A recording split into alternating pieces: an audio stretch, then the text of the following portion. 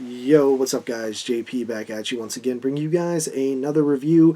This is day number 29 in my 11th annual 31 Days of Horror, and today's review is a film that I don't believe I've ever reviewed to any capacity in any form, whether it be podcast or video or anything like that. So this is the first time reviewing this film, but it is one of my favorites actually.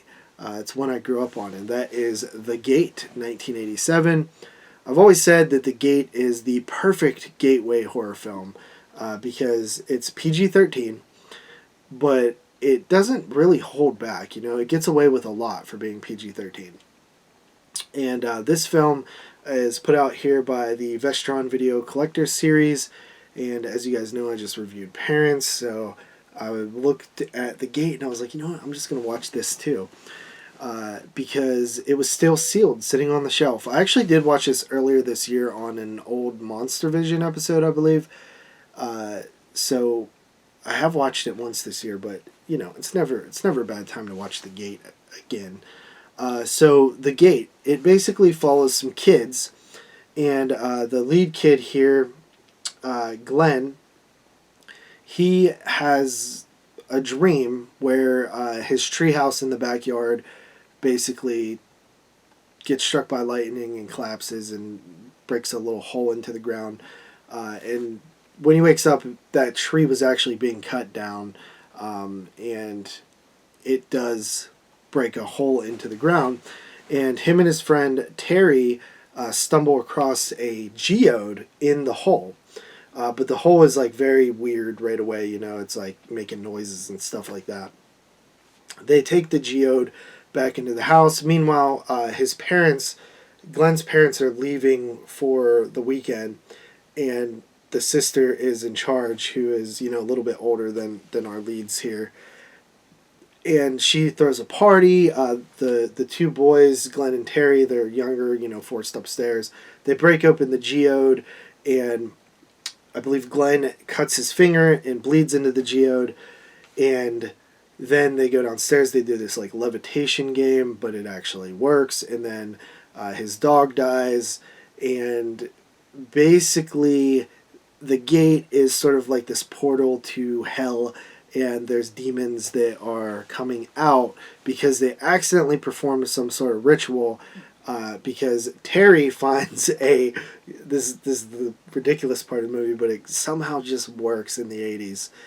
And he finds this record, this heavy metal record, that the lyrics of it kind of describe, you know, the gate and like the portal to like the demonic world and stuff like that. And they basically find out that they had unwittingly performed all these steps to open the gate. And you get the sense that the gate sort of wants to be open, so the steps are, you know, being pushed upon them.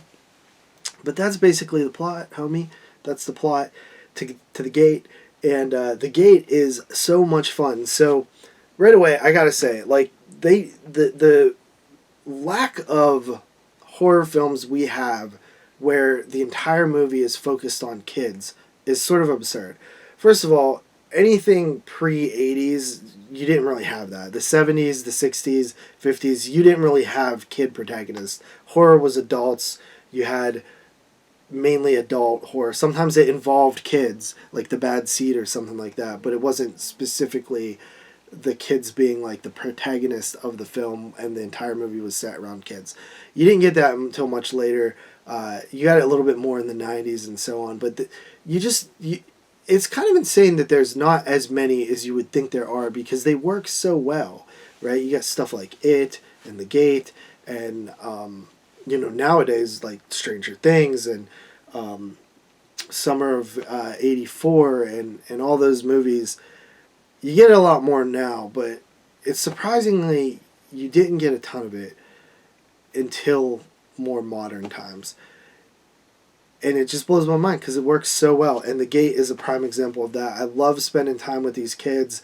I love, you know, this party that they're. It just feels like, you could have got caught up in this, right? When you were a kid, and your parents went away, and you're throwing a party, and there's always like talks of like, you know, even in this film, the one character tells the Glenn that when the house was being built, a construction worker died and they hid the body in the walls and stuff like that. Just stuff like that is like so cool, and kids say stuff like that and talk about things like that and try to scare each other, and then throw in the fact that you open up this portal to, and all these minions and demons come out, and there's some like great stop motion and stuff like that, which for me, like, all stop motion is great. Like, I just love the look of it. It works so well for me. It works a million times better than CG does for me. Yeah, way more time consuming, but I just like the look of it, and it feels cool. The whole like thing with the record and like how it all ties together, it's fun. It's fun 80s horror. This is such a good movie. It's honestly one of my favorite films, and I don't watch it enough. I remember growing up and catching it late at night on TV one night and loving it. And then I remember my grandma was like working as like a